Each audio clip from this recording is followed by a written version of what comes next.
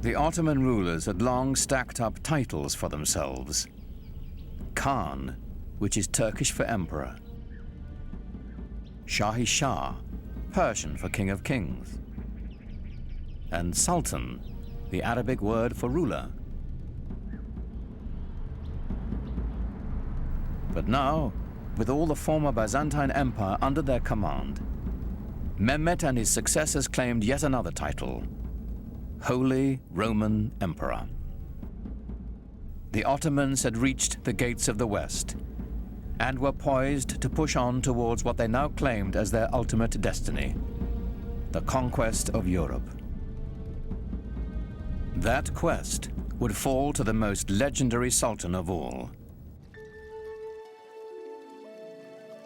He was born at the beginning of the 10th century by the Muslim calendar, and he was the 10th sultan descended from Osman. He was a child of destiny, whose greatness was expected.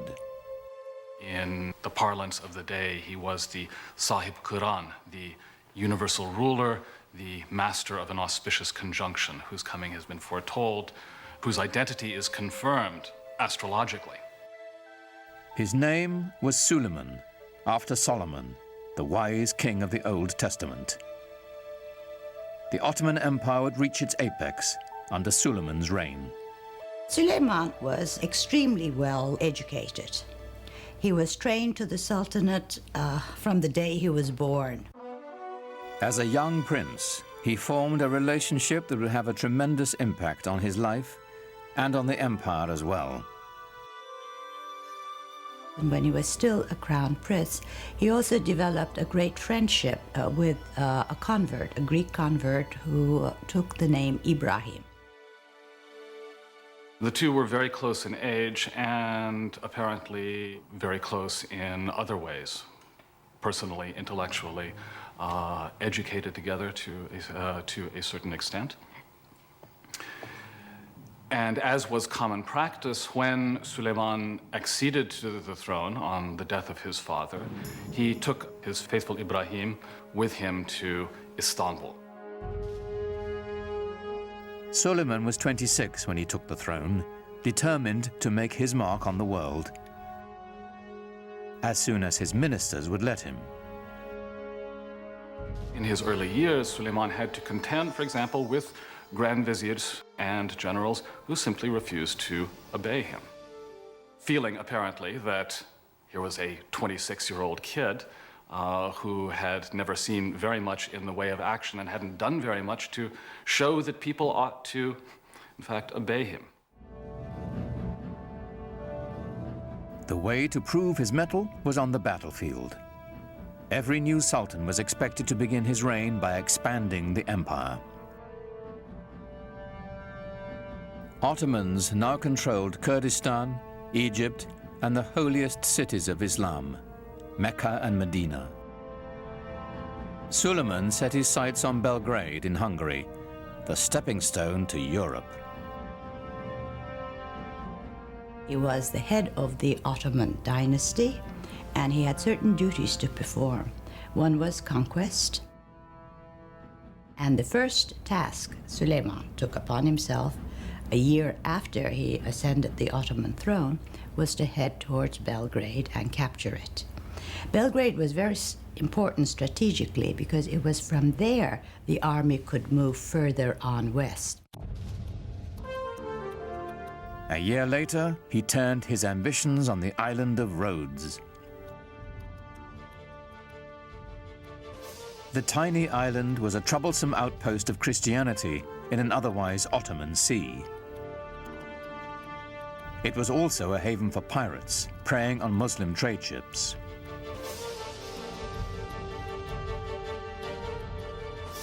The 50,000 defenders of Rhodes manned one of the strongest forts in the world.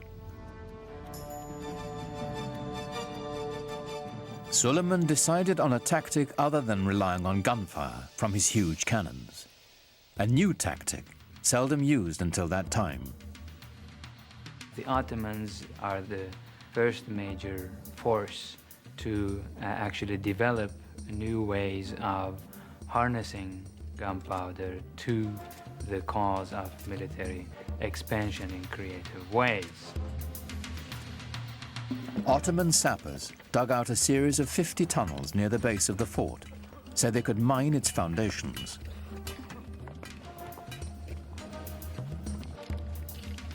Performing this dangerous work were expendable Christian conscripts from the Balkans.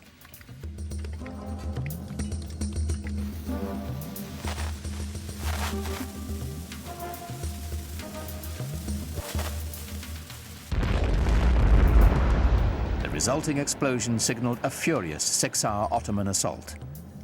But the Turks were beaten back.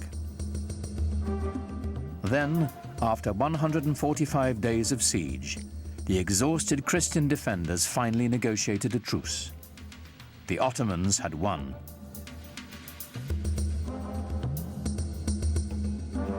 Victory did more than deliver roads to the empire. Suleiman was now a sultan to be taken seriously. His march of conquest had begun.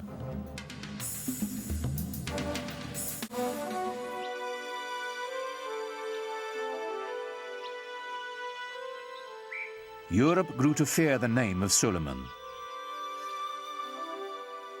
But within his own borders, he had another reputation.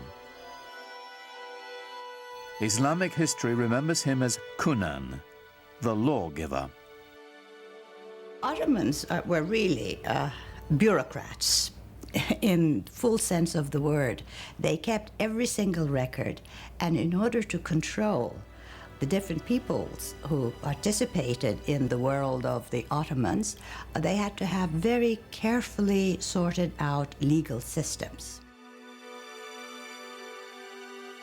Under Suleiman, a single legal system was defined for the sprawling empire. His laws would later become the basis of constitutions for several other nations. Well, Suleiman was the supreme monarch of the area. He was the center of the world.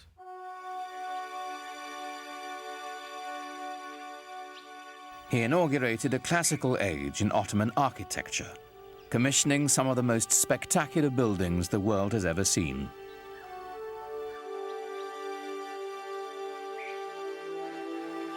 Suleiman was in a unique position of wealth and of consolidation, and he focused his attention on developing monumental architecture to commemorate his great dynasty and himself. Great religious architecture can really give people a sense of what is at the heart of the faith. Grandeur and majesty are the things that come to mind when Muslims think about God.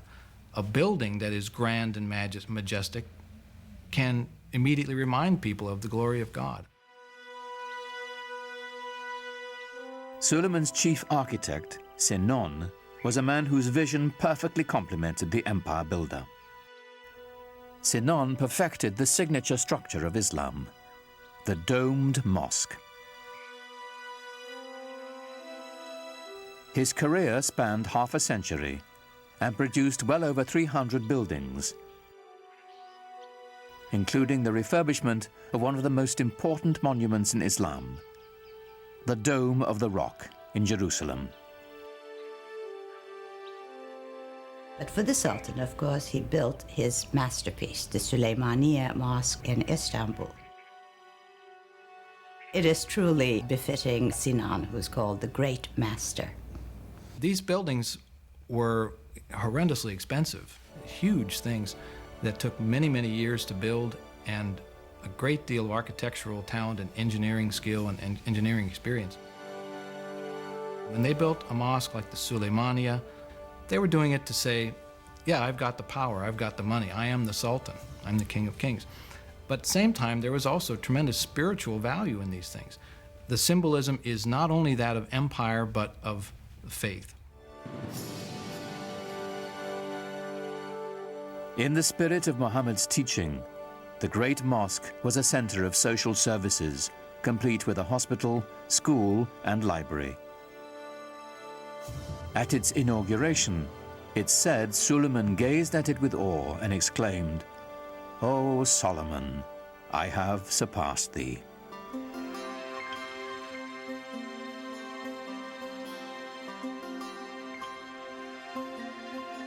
No less impressive was Suleiman's palace. Topkapi was both the seat of government and his private dwelling. Suleiman was also a great patron of the arts. And since the empire was very rich, the best artisans were there. So everything started flourishing. The architecture or the arts of his period show the first golden age of the Ottoman world.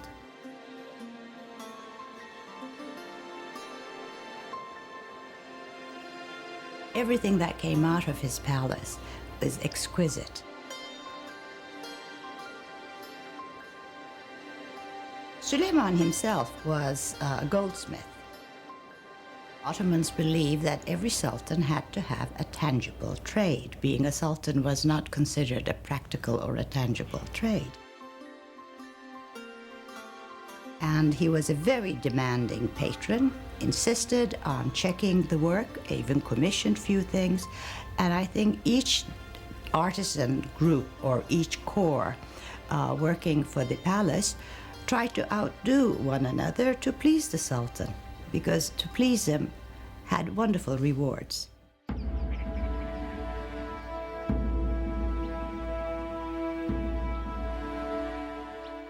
And the Ottomans, of course, exercised quite a lot of influence on the European imagination, and the royal and the political, if you will, ceremony and pomp of the Ottomans was such that it would have humbled any citizen of the known world then. This was arguably one of the greatest world empires, and European observers could not walk away without feeling of respect for the sheer power of the Ottomans. In public, Suleiman required that all those around him remain completely silent, while he made his wishes known with the slightest nod or gesture. It must have been a tremendously impressive sight to see the courtyard of the palace filled with some 6,000 or 7,000 janissaries and other functionaries, no one saying a word.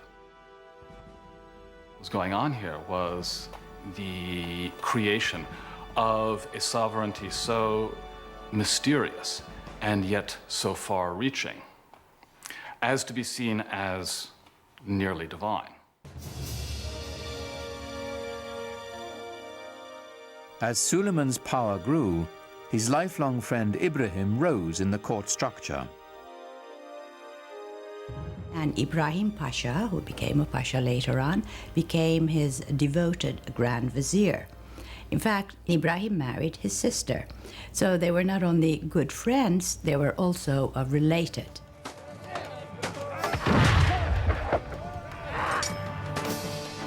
Ibrahim campaigned with his own army, growing in influence and ambition, till his power was second only to Suleiman's.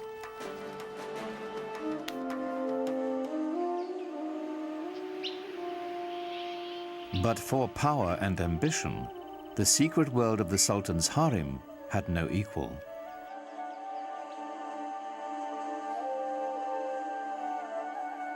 Contrary to the Western stereotype, it was not the Sultan's playpen, but lay at the center of dynastic power. The harem was the private quarters of the Sultan. We tend to think of the harem as where the women live, but what it means is the place where you're not on display. Home is what it means. Islam allowed the Sultan 4 wives and many concubines. It was a system designed to produce heirs, is what it was. When you look into the actual details of how these things were carried out, it was hardly anything terribly erotic. I mean, the Sultan did not have much choice in his selection of female companions. The Sultan was not in a position to look around and say, I want her, you know, because his mother would have a lot to say about it.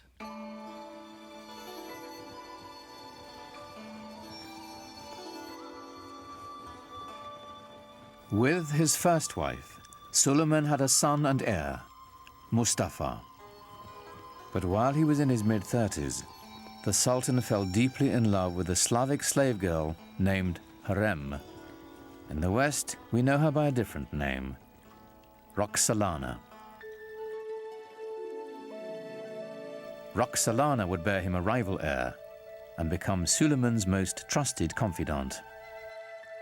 The Sultan was supposed to be protected from any undue influences. He was supposed to be protected from any rivals. And in a way, this creates a vacuum around his person into which the harem life can enter. And so the fact that he was so protected works in a funny way to expose him to the influence of his female companions with whom he spent so much time. And there were tremendously intelligent and ambitious women around him, Roxolana being the most famous of all. Suleiman is a complex character, a man that we know from his own life was capable of the tenderest emotions, both toward his male friends and especially toward the great love of his life, his wife Hürrem Sultan, and toward his family as well. He had a number of extremely talented sons on whom he lavished a great deal of affection. Suleiman groomed his firstborn son Mustafa for power. In the Ottoman tradition, the young prince entered the military and quickly won recognition as a talented general. Mustafa was clearly the heir apparent. For Suleiman, the future of his empire seemed limitless. I am God's slave and sultan of this world, Suleiman would carve on a conquered fortress. I am Suleiman, in whose name the Friday sermon is read in Mecca and Medina. In Baghdad, I am the Shah. In the Byzantine realms, I am the Caesar. And in Egypt, the Sultan. He, of course, at the height of his powers, clearly saw himself as dwarfing all his rivals, perhaps rightly so. One of Suleiman's greatest rivals was to the east, the empire of the Persian Safavids. This was a Muslim enemy whose rival creed made them fierce antagonists of the Ottomans for centuries. The Safavids were also Turkic in their ethnic origins, and indeed spoke Turkish as a language of daily life. But they were moving into the Muslim world, unlike the Ottomans who were moving into the West. So for the Ottoman Empire, they formed sort of the boundaries, the easternmost boundaries of the Ottoman realm.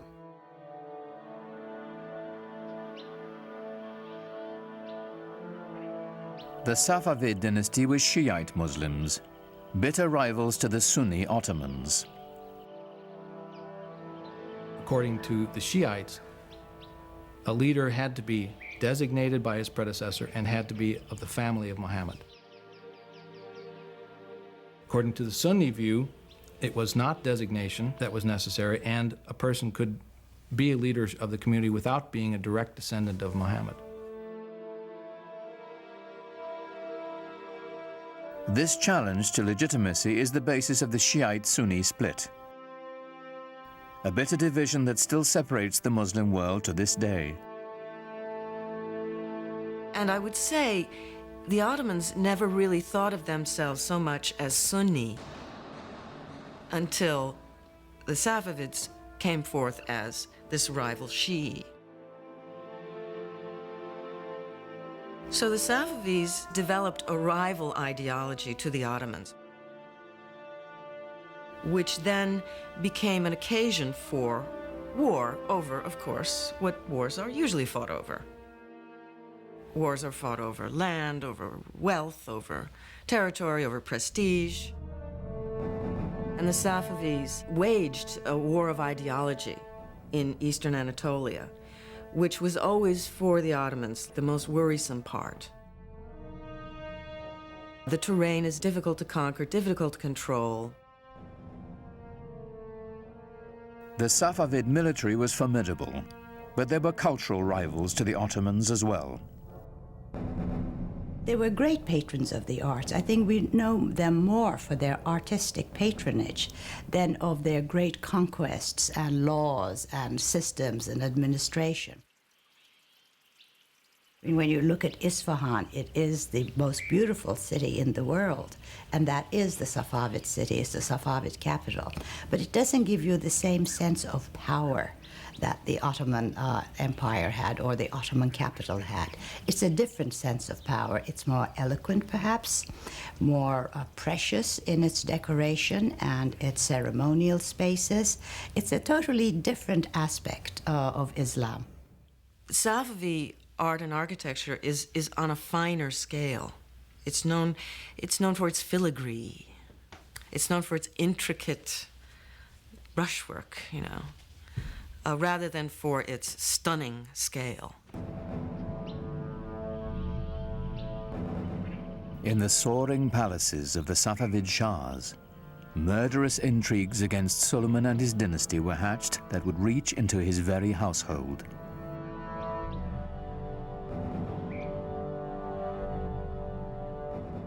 But Suleiman's eyes were on the west, where a fragmented and vulnerable Europe awaited his conquest.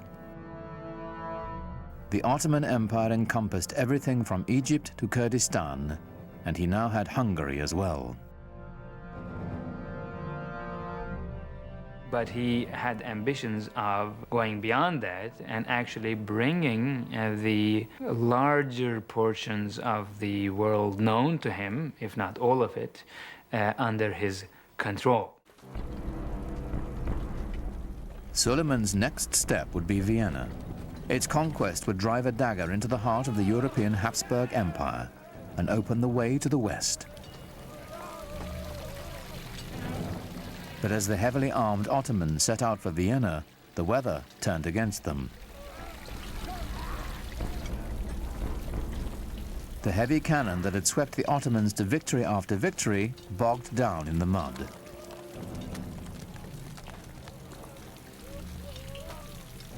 Suleiman had to move on without them.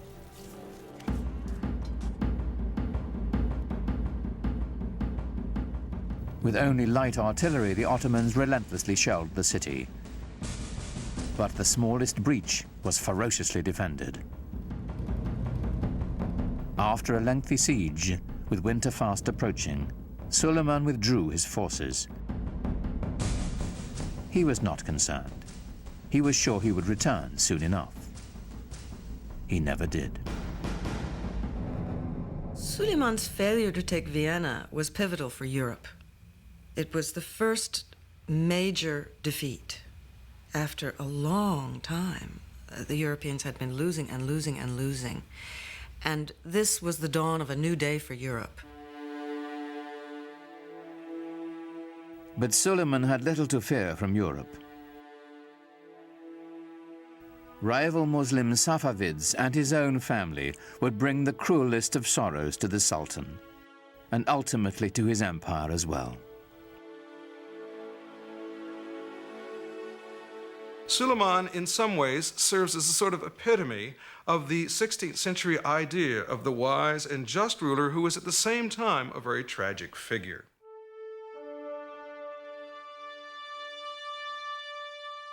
In the power-laden world of the Sultan's household, the intrigues never ceased.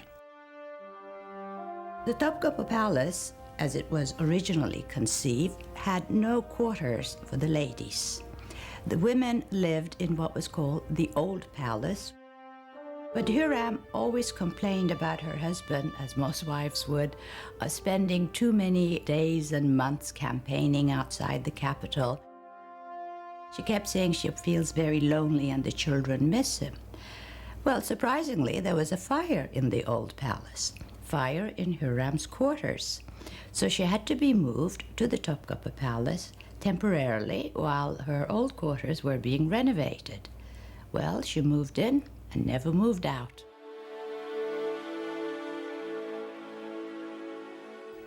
Now Hürrem was at the center of power. Promoting her own son as heir apparent, and immersing herself in a web of deadly gossip and suspicion. She was incredibly devoted to her husband, and any threat to Suleiman was a threat to her, and she had to get rid of it. The first threat came from Ibrahim Pasha, who assumed titles that were only given to sultans. So Hürrem knew something was going to happen eventually, and to protect the empire and the dynasty, Ibrahim Pasha had to go. On March 15th, 1536, Suleiman and Ibrahim Pasha dined together, as was their custom. In the morning, Ibrahim's body was found strangled.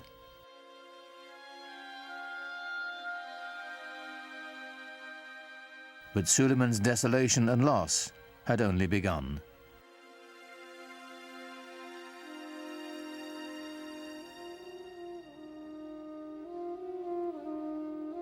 A few years after Ibrahim's death, Hürrem claimed to have uncovered a plot to overthrow Suleiman, devised with Safavid help by his beloved firstborn son and heir, Mustafa. This is a continuous problem in Ottoman history, sons trying to eventually replace their father. This happens in monarchies. Succession could become a problem, and it was an acute problem, and Suleiman had his share of it and perhaps did not always play his hands right. Without hesitation, Suleiman ordered Mustafa's execution, then sat by the young man's body for days, refusing to allow anyone to touch him. The best hope for the empire's future was dead.